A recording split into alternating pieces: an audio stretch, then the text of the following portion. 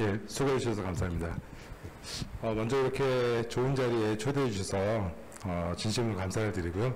제가 한국의약품안전관리원 CDM 과제 2018년도부터 참여를 해서 이제 올해 딱 3년 동안 진행을 했고, 처음에 이제 저희도 CDM을 처음 만들고 시작하다 보니까 우여곡절도 많았지만 이제는 거의 완성 단계에 이른 것 같습니다.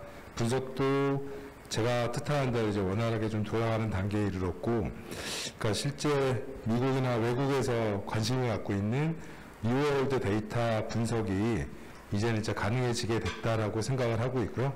안전원에서 이렇게 계속 저희 기관들을 지원해서 네트워크 구축하고 연구를 진행할 수 있게 지원해 주셔서 진심으로 감사를 드리고, 앞으로도 계속 끊임없는 지원을 해주시기를 좀 부탁을 드리겠습니다. 저는 이제 이 자리에서 제가 작년에 진행을 했던 약물 생방 분석 과제에 대한 내용을 한번 설명을 드리고, 어떻게 디자인을 짜고 어떤 식으로 분석을 했는지, 그 분석을 하면서 제가 느꼈던 여러 가지 문제점이나 개선점, 그런 것들을 좀 간단하게 설명을 드리겠습니다.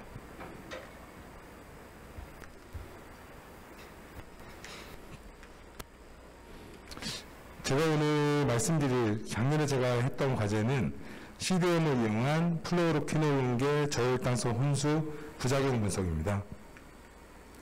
간단하게 이런 순서로 진행을 할 거고요.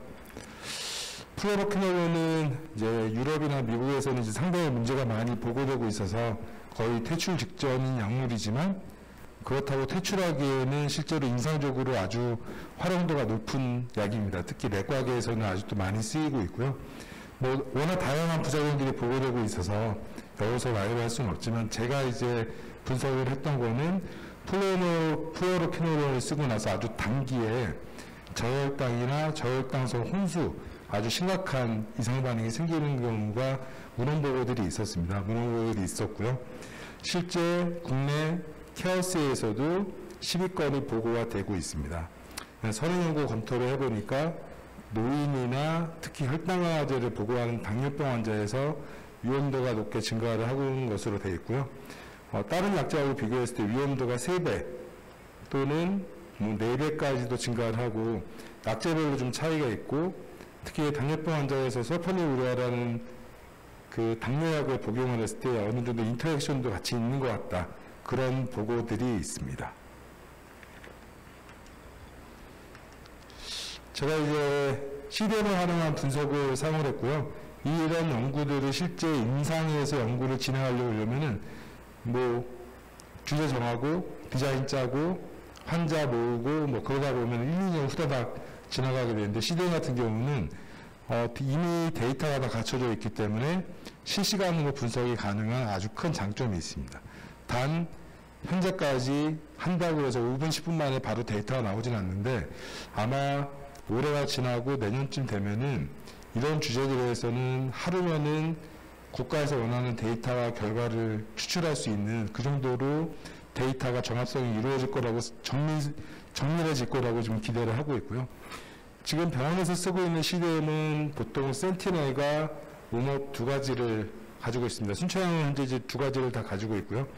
센티넬 같은 경우는 약물 이상 반응에 좀 초점을 둔, 그러니까 안전한 주제하고 좀 더 가까운, 그러면서 좀 가벼운 라이트 버전의 CDM이라고 볼 수 있고, 오몹 CDM은 다양한 임상 연구 쪽으로 해서 좀 더 무거운, 이거하고도 이제 또 다른 CDM들도 있긴 한데, 대표적으로 이 2개가 병원에서 쓰고 있는 EMR 데이터를 변환시켜서 가지고 있습니다. 용어 체계에 대해서 간단하게 좀 설명을 드리겠습니다. 한국은 심평원이 97%, 8% 정도를 단 한 개의 보험사가 커버를 하고 있기 때문에 한국은 국내 용어가 거의 하나의 단일 시스템으로 커버가 되고 있습니다. KCD7을 쓰고 있고, 진단명은요. KCD7이 19,300개 정도 진단명이 되고 있습니다. 그 EDI 코드라고 해서 모든 약제는 코딩을 심평원에서 만들어 놓고 있고요. 처치 코드, 수술 검사 코드도 심평원에서 코드를 다 만들어 놓고 있습니다. 근데 이 코드가 국내에만 사용되는 코드고, 외국으로 나가면은 쓸 수 없는 코드라서 이 커먼 데이터 모델이라는 CDM은 외국에 시작됐기 때문에 이 모델의 코드 자체가 스노우베드 시티가 대표적인데 미국 코드를 주로 따르게 됩니다. 스노우베드 시티에는 진단 코드가 6만 개 이상 포함이 되어 있습니다. 근데 교과서에 들어가 있는 모든 진단명이 스노우베드 시티에 다 들어가 있는데 KCD에는 19,000건밖에 없죠. 그래서 실제로 임상 연구나 약물 부작용 연구를 할 때 KCD로 하는 신평원 데이터베이스 때는 상당히 큰 제한점. 그러니까 세밀한 진단명이 빠져있는 데이터베이스가 꾸려지게 됩니다. 스노우베드 시티라는 걸 쓰게 됐을 때 데이터가 훨씬 더 정밀해질 수 있다는 장점이 있고 Rx놈이나 ATC 이런 것들을 쓸 수가 있고요. 처치나 검사도 이제 국제 표준이 있습니다. 국내하고는 조금씩 다른 표준들이 있고 이 센티넬과 롱롤에서는 약간씩 차이가 있지만 전반적으로 대체적으로 이런 국제 표준 용어 체계를 따르고 있고요. 올해부터는 데이터 중심형이나 데이터 표준화, 국가 차원에서 지금 데이터 표준화가 이루어지고 있었고요.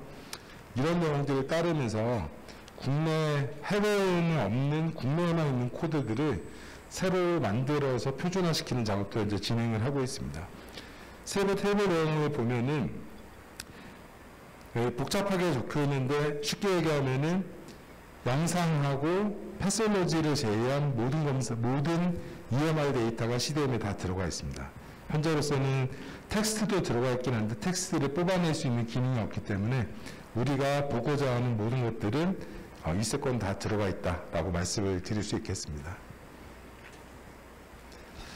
그래서 저는 이 과제를 진행을 하면서 이제 3가지 디자인을 짜봤습니다. 그러니까 제가 이 과제를 분석을 하면서 이거를 해갖고 당장 논문을 쓰겠다.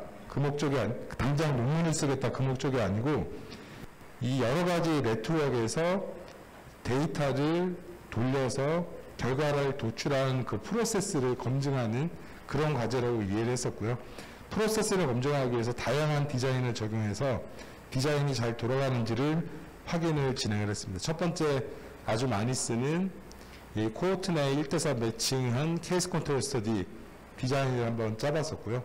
그 다음에 다음에 설명을 드리겠지만 CCO, 케이스 크로스오버 디자인 한번 써봤었고 임상에서 주로 많이 하는 생존 분석 디자인까지 3개를 해서 플로로키놀론이 저혈당 선수의 리스크를 올리는지 올리지 않는지를 분석을 해봤습니다. 보통 케이스 컨트롤 스터디니까 먼저 환자군을 정리를 해야 되고요. 환자군에 대한 대조군을 만들어야 되고 여기 네스티드란 말이 들어갔고 매칭이 들어갔기 때문에 짝짓기를 프로펜시티 테스트고 성향 점수로 짝짓기를 시행을 했습니다. 환자군은 CDM 데이터이기 때문에 CDM에서 분석을 하기 때문에 공통 용어인 스노우메드 시티를 활용해서 환자군을 정리를 했고 저혈당하고 저혈당 혼수기 때문에 FBS 그 패스팅 블러드슈가 검사 결과를 70 미만을 정리를 해서 같이 오호 조건으로 아웃컴에 집어넣습니다. 그래서 진단 코드가 생기거나 FBS가 70 미만인 경우는 저혈당으로 이제 정리를 했고요. 대조군은 이 환자와 같은 날 같은 성별의 연령이 플러스 마이너스 5세면서 일반적으로 많이 쓰는 CCI를 가지고 짝짓기를 수행을 했습니다.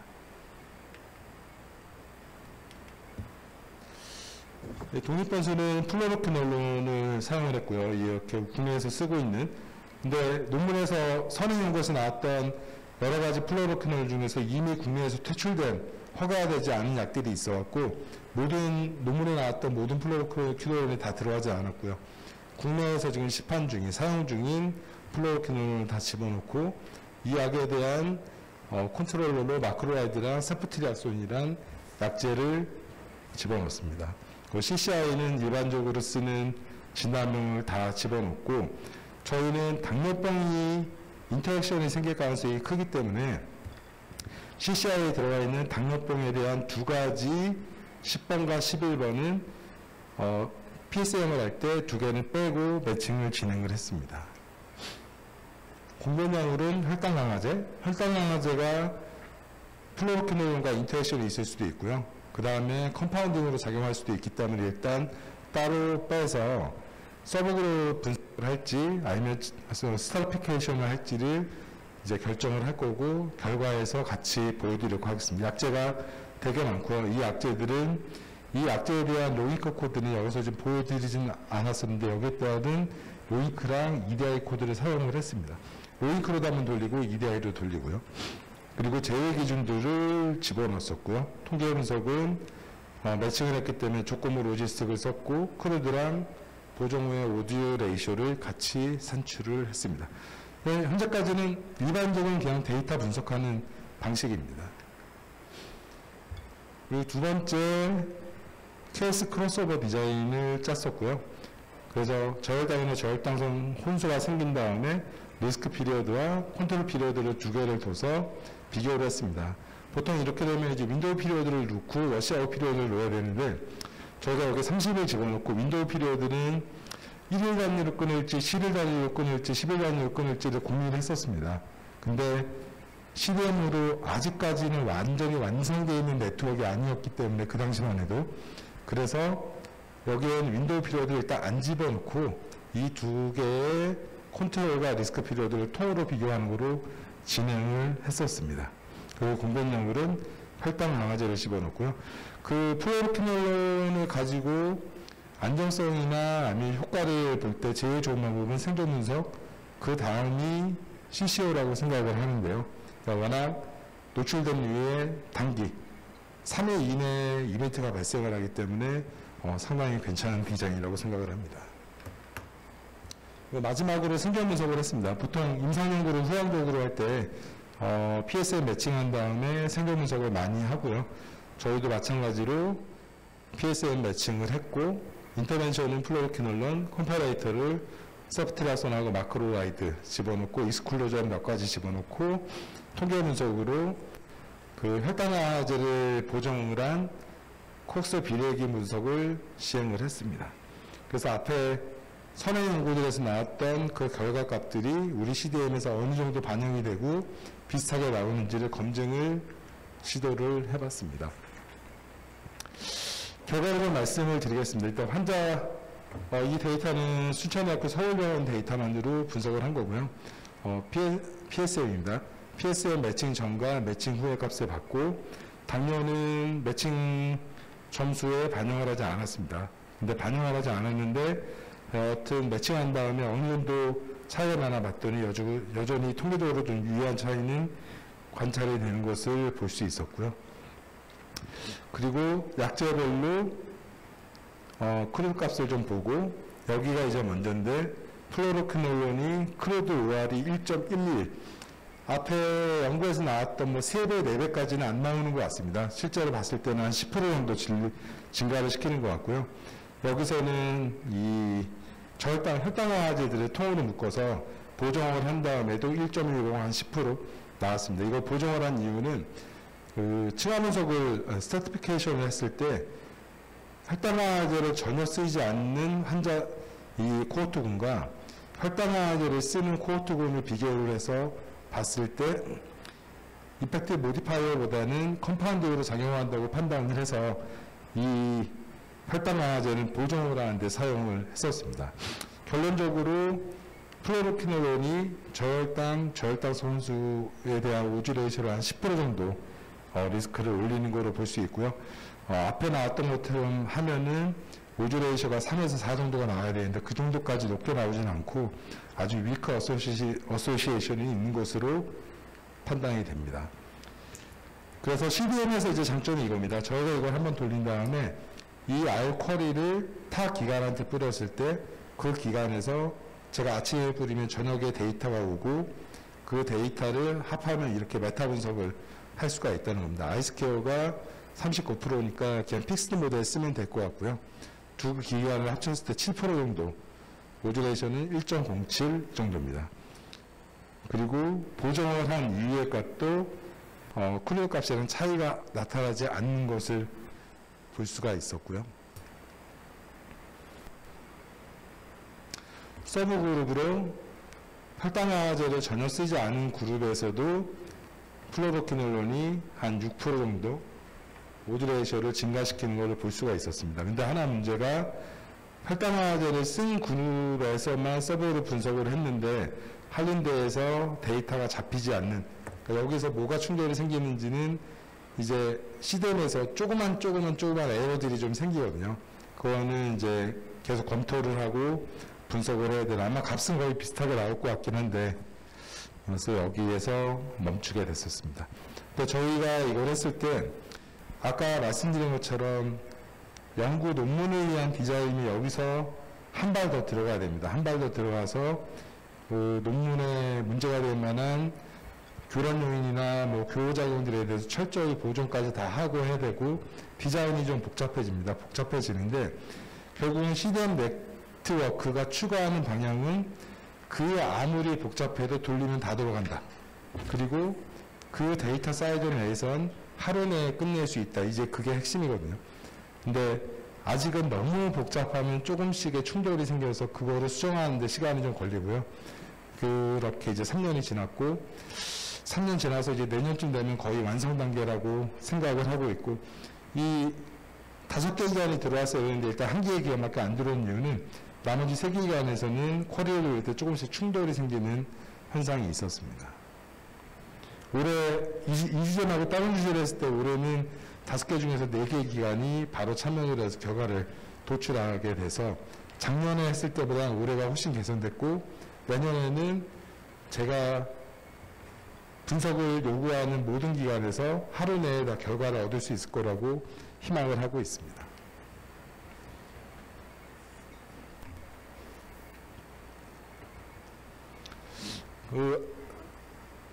케이스 컨트롤 속에 나오고 케이스 크로스오버 디자인에서도 똑같이 돌려봤습니다.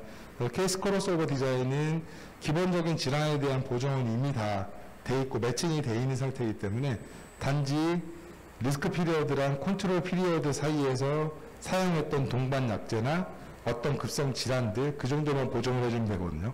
근데 이 모델에서는 여러 가지 보정을 다 했을 때 플로로퀴놀론이 저혈당 혼수의 리스크를 높이지 않았습니다. CCO에서는. 그리고 하이퍼글라이세믹 에이전트가 독립적인 위험 요인, 플로로퀴놀론이 아니고 하이퍼글라이세믹 에이전트가 컴파운딩 이펙트가 너무 큰 것으로 볼 수가 있었고요. 근데 생존 분석을 해보니까 생존 분석에선 플로로퀴놀론을 쓴 환자들이 헤드드 레이셔가 1.83, 그리고 이 1.83은 혈당화제를 보정을 한 콕스비레보용을 사용한 헤드드 레이셔거든요. 1.83은 나와서 생존 분석에서는 오히려 시간까지 고려했을 때 플로로퀴놀론이 혈당화제에 상관없이 저혈당과 저혈당 혼수의 리스크를 높인다로 나왔습니다. 그래서 지금 말씀을 드리고 싶은 거는 순천향이랑 한림대 2개 병원으로 진행이 됐습니다. 만약에 여기에 5개, 10개, 15개, 지금 이 2개의 기관으로 했을 때는 혈당화제가 컴파운딩인지 아니면 모디파이어인지를 정확하게 구분을 할 수가 없습니다. 만약 이 기관들이 더 많아지게 되면 방향성으로 더 정확한 데이터 추출이 가능해졌을 거라고 생각이 되고요. 이걸 하면서 지금 심평원이나 다른 빅데이터 데이터도 같이 돌려서 같이 맞춰봐서 얼마나 신뢰할 만한지 그런 거를 하게 되면은 그 자체가 나중에 논문화를 하는데 논문도 이제 진행을 할 수 있을 거라고 생각이 되고요. 그래서 제가 결과를 좀 이제 제 결론을 설명을 드리면 환자 대조군 연구에서 오죽가스 봤을 때는 11%를 증가를 시킨다. 그리고 혈당 강화제는 그냥 컴파운딩 같다. 그래서 컴파운딩에 상관없이 여전히 독립적으로 위험 요인이다 라는 거를 볼 수 있는데, 순체형에서는 그러니까 이게 교호작용의 가능성도 존재할 수 있겠다. 워낙 이 이펙트가 낮거든요. 그리고 한림대에서 한 군데에서 아예 데이터 값이 안 나온 것 때문에 이 자체로 뭔가를 결정을 짓기에는 약간 좀 무리가 있을 것 같고요. CCO로 했을 때도 위험기관에서 대조기관 대비 높은 위험도는 관찰되지 않았습니다. 않아서 적어도 플로로퀴놀론보다는 혈당화제가 더 독립적으로 중요한 위험 요인으로 보이는데, 생존 분석을 했을 때는 여기서는 또 반대 결과가 나왔고 80% 정도 높게 돼서 해저드 레이소가 80% 정도 높고 슬라이드에서 안 보여드렸지만 90일로 줄였을 때는 80%에서 더 높아지는 양상을 보였기 때문에 둘에 대해서는 현재로서는 아닌 것으로 보여지지만 둘에 대해서는 계속 지속적인 연구가 필요하겠다라고 생각이 되고 이 연구는 이 쿼리를 약간 더 손을 봐서 우리 참여 기간이 현재 지금 26개, 27개 정도 되거든요. 그 기간 데이터를 한 번에 취합을 할 수 있으면 그러니까 좀 더 과학적이고 정확한 근거를 만들 수 있을 거라고 기대를 합니다.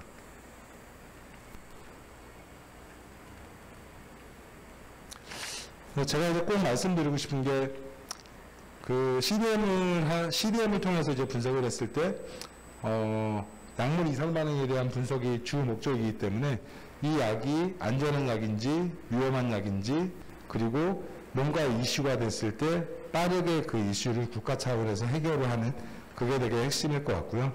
현재로서 단일 기간으로 분석을 했을 때는 이런 것들을 하는데 하루 정도면 모든 게 해결이 됩니다. 다기간에서 하는 데는 약간 더 시간이 걸리지만 조금 더 지나면 모든 것들이 다 해결이 될 것 같고요. 플로로키놀은 같은 코호트 내에서 디자인을 바꿔서 했을 때 약간 연구 결과에 충돌이 있는데 그 충돌이 있는 이유는 리스크가 있어도 오드 레이쇼가 뭐 0.7% 그 정도밖에 증가하지 않고 해저드는 83%. 시간이 되게 중요한 요인일 것 같습니다. 그러면 이 연구가 더 정확한 연구일 것 같고요. CCO나 케이스 컨트롤 스터디는 타임을 뭔가 반영을 하는데 디자인을 잘못 짠 거라고 생각이 돼서 이 해저드 레이저의 중심을 맞추고 CCO의 그 윈도우 피리어드를 설정을 한 1일에서 3일 단위로 쪼개게 됐을 때는 CCO에서도 아마 값이 리스크 쪽으로 바뀌지 않을까라고 생각은 하고 있습니다. 현재까지의 결과만으로는 리스크가 높다고 해도 그렇게 높은 것 같지는 않고요. 높진 않은 것 같고 이 당뇨병은 저희가 매칭도 안 하고 보정도 안 했습니다. 보정하고 매칭 안 한 이유가 혈당화제를 당뇨병 환자들이 다 쓰고 있기 때문에 혈당화제를 보정을 하면 당뇨병도 저절로 보정이 돼서 이거는 뺐는데 이 당뇨병 환자 코호트만으로 분석을 추가로 좀 해보는 게 필요하겠다라는 생각을 하고요. 당뇨병 코호트 내에서 플로로퀴놀의 이펙트를 봤을 때는 이펙트가 훨씬 더 드라마틱하게 위험도를 높이는 쪽으로 진행되지 않을까라고 생각을 하고 있고 디자인은 약간 더 복잡하게 CDM이 점점 개선이 되고 있기 때문에 디자인을 이제 한 칸 한 칸 더 깊숙이 만들어도 그 분석을 하는데 큰 무리가 없습니다. 그래서 이 정도 디자인에서 한 칸 더 들어가는 것까지는 CDM에 들어가 있는 R을 통해서 충분히 분석을 할 수 있을 거라고 생각을 합니다. 네, 후속 연구의 필요성에 대해서 말씀을 드리겠습니다. 연구는 지금 작년에도 그랬었고 이제 올해도 이어졌고 내년에도 이어질 건데 현재로서는 하나의 주제로 장기로 한다기보다는 단기 주제로 짧게 끊어가고 있습니다. 이게 현재로서는 되게 중요한데 이제 네트워크가 구성이 되고 정밀도가 보장이 되고 나선 전체 27개 네트워크에 정말 중요한 국가적 현안이나 그런 것들에서 정밀하게 파고들고 좀 길게 들어갈 수 있는 주제들이 돼서 2개 기관이 아니라 20개 기관이 참여를 하고 기관별로 같은 주제로 여러 가지 디자인을 기관별로 나눠서 분석을 하고 그리고 빠른 데이터로 재현성을 같이 동시에 입증을 하면 정말 그때는 대국민한테 우리의 분석 결과는 이렇고 실제 이것은 과학적인 근거를 가지고 있다라고 천명을 해서 이 환자나 임상의들한테 아주 중요하고 유익한 정보를 제공을 할 수 있을 것이라고 기대를 하고 있습니다. 예, 그 경청해 주셔서 감사하고요. 이제 25분 동안 강의를 해서 5분간 뭐 질문 좀 받고 그렇게 진행하라고 마무리하는 거로 하겠습니다. 경청해 주셔서 감사합니다.